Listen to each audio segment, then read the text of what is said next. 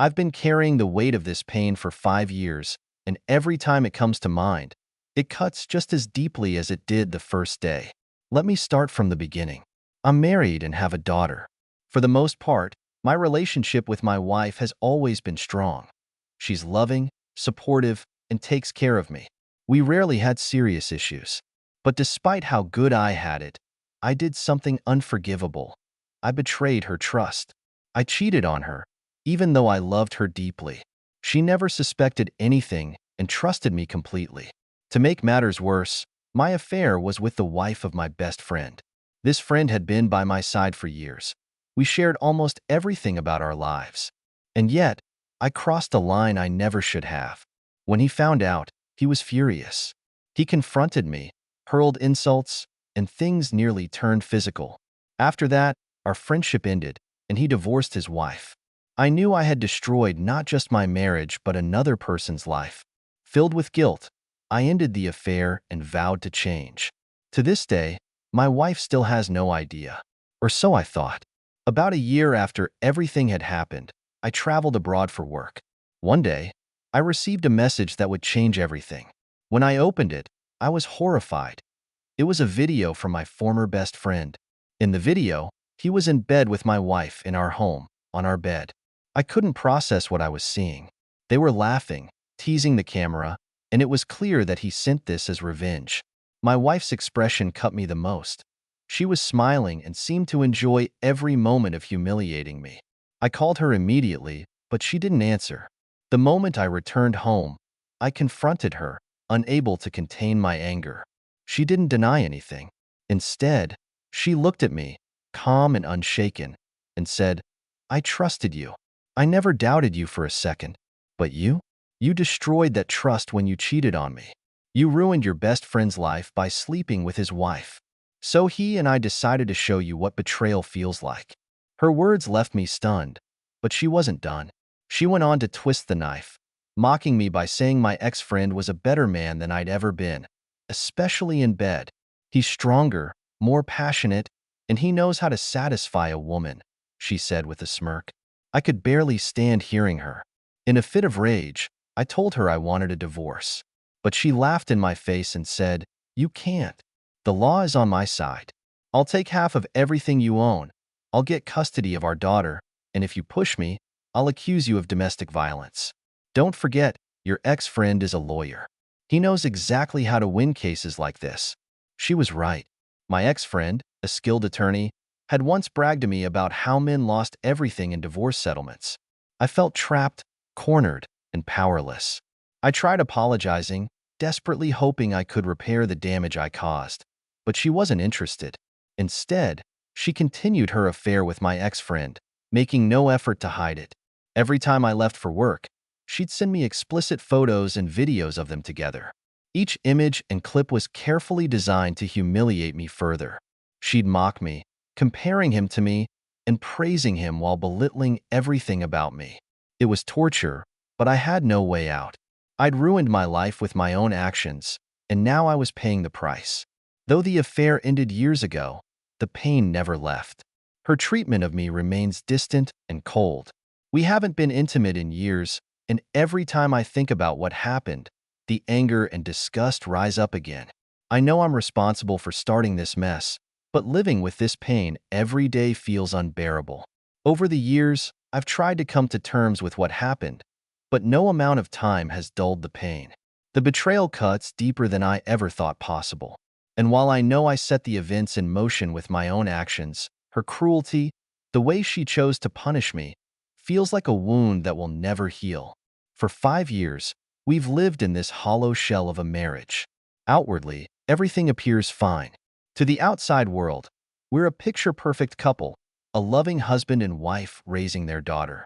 But behind closed doors, the reality is starkly different. We hardly speak, and when we do, it's cold and transactional. The warmth, the intimacy, the trust, everything that made our relationship meaningful is gone.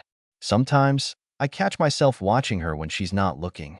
There are moments when she seems like the woman I married, caring for our daughter, laughing at something on her phone, or simply lost in thought.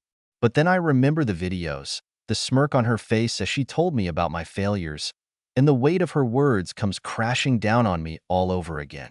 I've thought about leaving countless times. I've even gone as far as packing a bag once, determined to walk out and never look back. But every time, I stop myself. It's not just about the fear of losing everything, the house, the savings, custody of my daughter. It's the thought of my little girl growing up without her father around. She's innocent in all of this, and she doesn't deserve to suffer because of our mistakes. And yet, staying has its own cost. Living under the same roof as someone who once loved you, but now only seems to tolerate your existence is its own kind of torture. There's no joy, no hope, just a constant reminder of everything that's been lost. A few months ago, something happened that brought everything back to the surface. I was at a work event, one of those networking dinners where everyone pretends to care about each other's lives. I wasn't in the mood for small talk, but I had to be there. So I plastered on a smile and tried to make it through the evening. Toward the end of the night, I ran into an old colleague. We hadn't seen each other in years, and after some polite catching up, he casually asked how my wife was doing. "I remember you used to talk about her all the time," he said with a laugh. "You were so head over heels. It was almost annoying." His words caught me off guard. There was a time when I couldn't stop talking about her, when I felt lucky every single day to have her in my life. It hit me then just how far we'd fallen, how completely I'd lost what once mattered most to me. That night, I couldn't sleep. I lay awake, staring at the ceiling, replaying every moment that had led us to this point. I thought about my betrayal, her revenge, and the years of silence and resentment that followed. And for the first time in a long time, I asked myself, is this really how I want to spend the rest of my life? The answer was obvious. No, I didn't want this. I couldn't keep living like this. The next morning, I sat down with her. It wasn't the first time I tried to have an honest conversation, but something felt different this time. Maybe it was the exhaustion in my voice, or maybe it was the fact that she could see I'd reached my breaking point. "I can't do this anymore," I told her. "I can't keep living like this, pretending everything is fine when it's not. We're not happy. We haven't been happy for years."